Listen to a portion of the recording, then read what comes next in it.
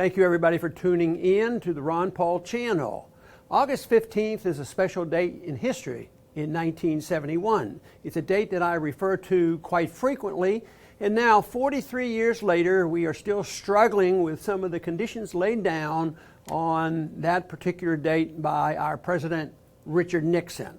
It wasn't a total surprise because many of us had anticipated it, because we knew that the dollar had to be depreciated and devalued on the international markets, and that the gold price would never be held at $35 an ounce. There was a world market price for gold, and it had broken out at the same time. American people at that particular time were not even allowed to own gold. But a couple years ago, Forbes magazine wrote this up on the anniversary of August 15th. And they described it this way. They said August 15th is a date which has lived in infamy. That's how strongly they describe this day. Infamy, shameful, criminal, and outrageous. And I can't disagree with that. Matter of fact, those words are every bit as strong, or maybe stronger than the words I have used. But it was a devastating day. It also ushered in something very historic. But for 43 years now, we have operated worldwide on a dollar fiat standard. It never had happened before. A currency like this has existed in individual countries, but they end. But the collusion of all the nations put together in the IMF, they have been able to manage to hold this together by just building a bigger financial bubble. And that is essentially what's happening. And the world is engulfed with this, and the world is suffering the consequences of this. But Nixon on that night promised great things. He was referencing the Vietnam War. He says, I'm going to wind this down. This was 1971. The war finally ended in 1975 when Saigon fell. But he referenced that, and he was going to usher in an age of peace and prosperity. Sounds wonderful, and of course that should be a worthy goal.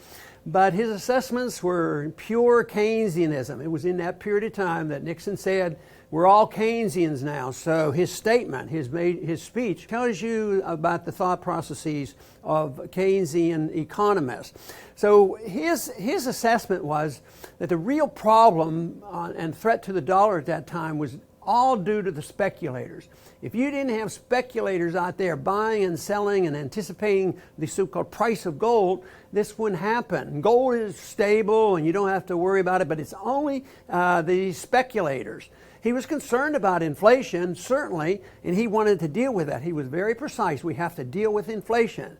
But guess what he did? He put on wage and price controls, freeze wages and freeze prices, and that's supposed to be a solution. Of course, that made everything much worse. It created shortages instantaneously. Within days, we all recognized that the shortage would be there, because why produce and why make something if the government's going to regulate the price and you don't make any profits or you lose money, you quit. And that is why under socialism and even interventionism like we have today, when you have inflation and price controls and too many taxes, there's always an underground economy. We have it, other nations had it, and the underground economy just blossomed in 1971 after these regulations were put in place. Same thing goes when you have prohibitions.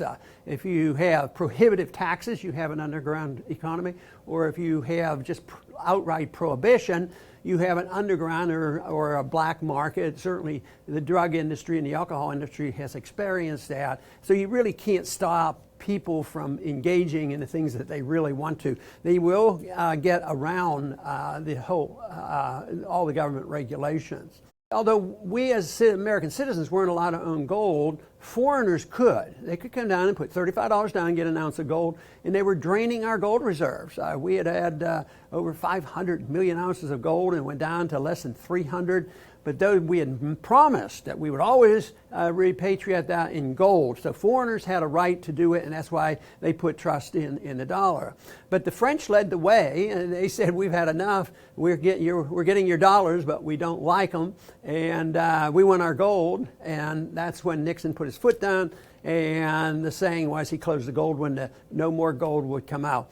In a way, it's a declaration of bankruptcy that we can't, defend our position and pay our bills, and yet we've been borrowing the money and we've been fooling the people, and we've continued this process.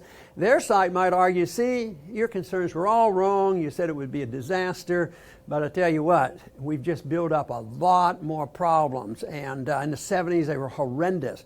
Then there was a psychological move more for inflation. Today it's more deflationary, although the overriding issue is inflating the currency, printing too much. That's what made the Bretton Woods agreement end, is the fact they printed too much money. Now they're doing it 10 times faster. Our economy is not recovering, and the world is suffering from this.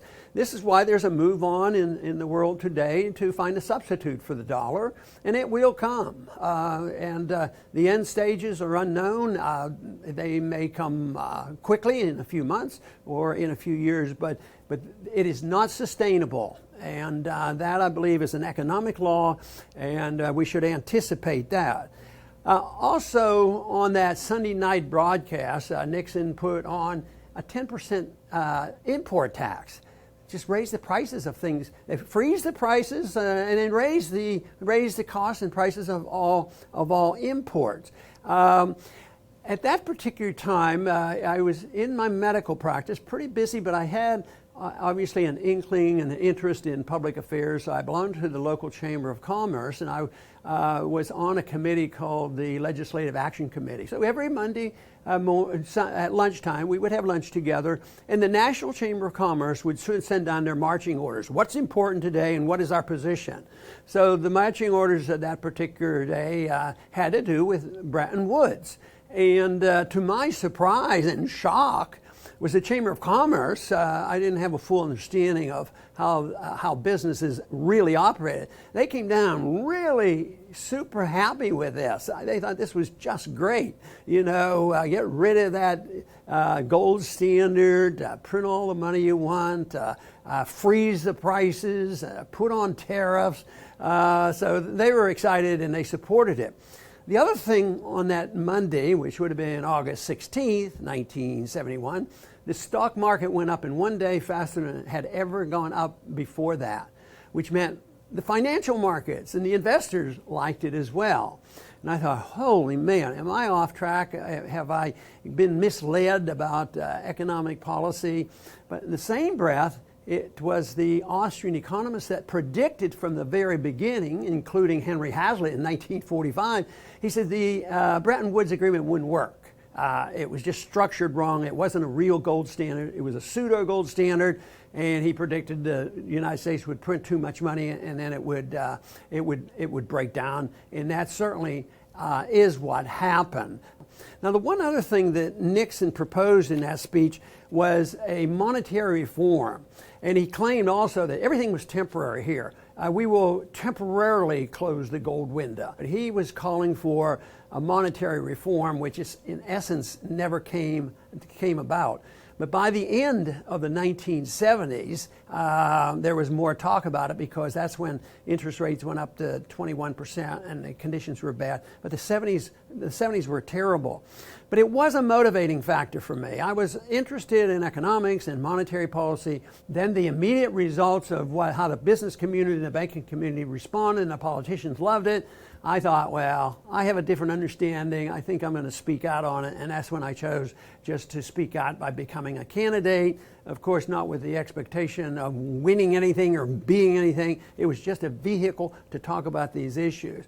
But the 70s were a tough time, and there were very few listeners to Austrian free market economics or interest in the Federal Reserve. Things are completely different this go around. We're in the midst of a crisis, this great recession that people talk about, and why half of our population is not doing well, and unemployment remains staggeringly high. There's every bit of reason to be looking for something new, and that is what's happening today. The Austrian School of Economics has had a real spurt in its growth, especially in these last 4 or 5 years. The Federal Reserve is well known by college students, especially the ones that associate with YAL and Campaign for Liberty and what we do on this channel. Yes, they're enthusiastic and they understand the importance. and they know why this economy is weak and they want some changes. So even though it's been around for 43 years, I think we're on the verge, though, of breaking out on this because true monetary reform will come. The attempt made in the early 80s for monetary reform came out of the Gold Commission, for which I was served on, but nothing really came of that other than me being able to write a dissenting viewpoint along with Lou Lehrman, which not too many people paid attention to. But we are moving to that age where we will have to pay attention because this economy is very fragile. And when it comes, and even currently, if you're looking at anything right now, to completely understand it, you have to look back to August 15th, 1971, and realize all the fallacies of the economic understanding at that time comes out in a speech by Richard Nixon on a Sunday night, who misled us completely and totally.